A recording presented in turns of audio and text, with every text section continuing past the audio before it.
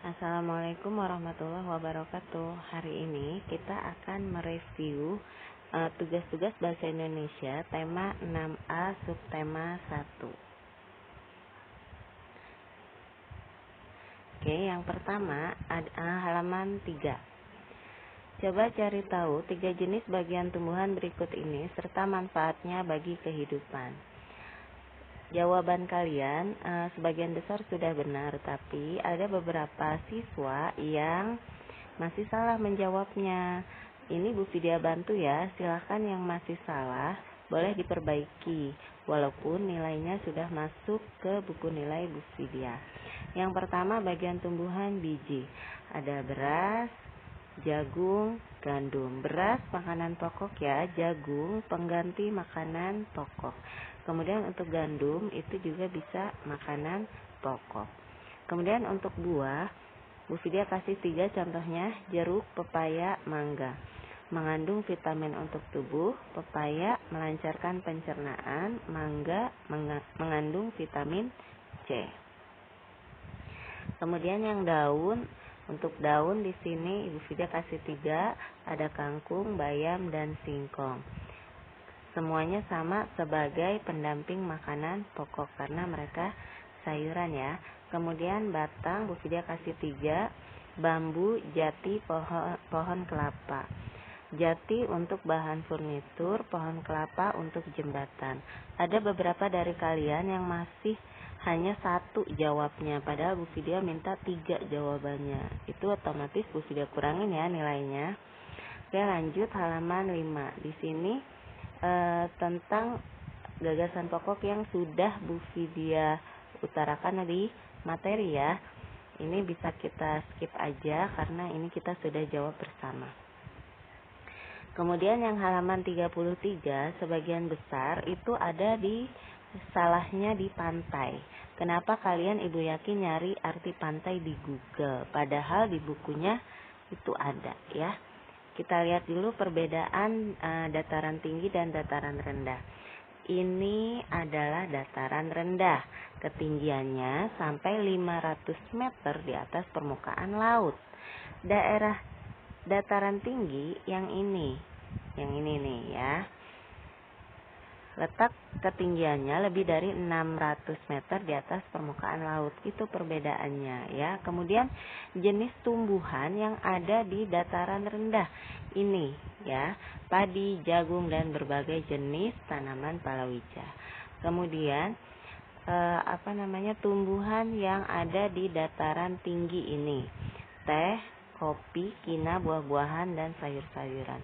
Kemudian tadi arti pantai adalah, nah ini di sini ada wilayah perbatasan antara daratan dan perairan. Itu disebut daerah pantai ya. Kemudian tumbuhan yang hidup di daerah pantai yaitu kelapa, bakau, dan ganggang ya. Oke, lanjut. Di sini kita akan mempelajari tugas yang Bu Vidya berikan di Google Form.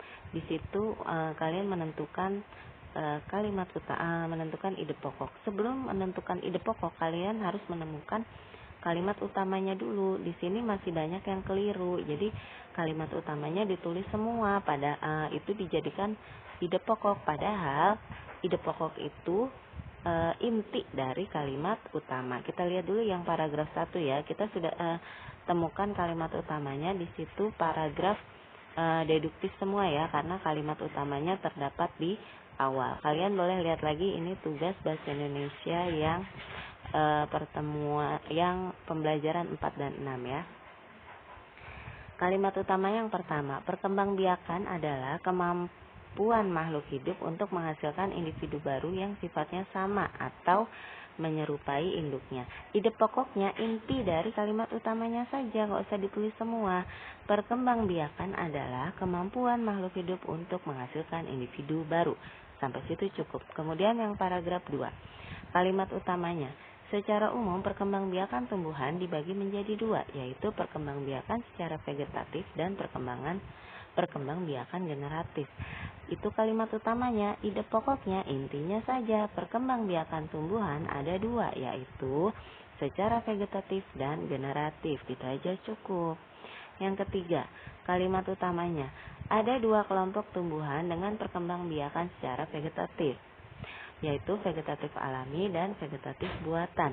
Ide pokok itu intinya saja dari kalimat utama. Perkembangbiakan vegetatif pada tumbuhan ada dua, yaitu vegetatif alami dan buatan. Setelah itu ide pokoknya disatukan jadi ringkasan. Bukannya setiap paragraf diringkas, tapi hanya ide pokoknya saja yang ditulis, itulah jadi sebuah ringkasan.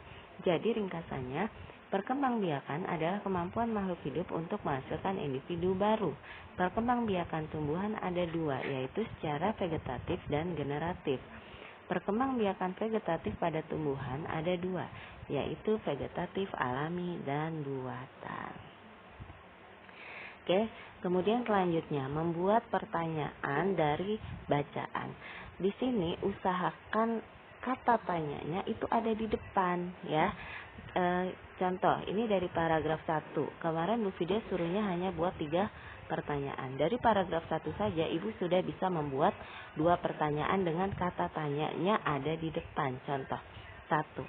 Siapa yang menciptakan beraneka macam tumbuhan?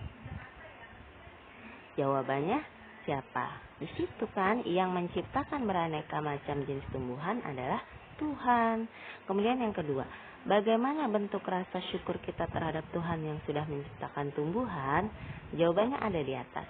Bentuk rasa syukur kita terhadap Tuhan yang sudah menciptakan tumbuhan adalah harus dapat melestarikan dan memanfaatkannya dengan bijak. Ini baru paragraf 1, Bu Fida udah dapat 2. Kemudian yang paragraf 2, di sini Bu Fida dapat 3, udah 5. Padahal kemarin kalian hanya Bu Fida suruh bikin 3. Nomor 3, apa kandungan buah dan sayur? Jawabannya, kandungan buah dan sayur adalah nutrisi penting yang sangat bermanfaat bagi kesehatan tubuh manusia. Nomor 4, kapan kita dianjurkan makan buah dan sayur? Kita dianjurkan makan buah dan sayur setiap hari. Yang kelima, mengapa kita dianjurkan makan buah dan sayur setiap hari? Jawabannya, kita dianjurkan makan buah dan sayur setiap hari agar dapat memenuhi menu makanan sehat. Nah, kemarin yang Bu Fida temukan, kalian pertanyaannya tiga-tiganya apa kata tanyanya.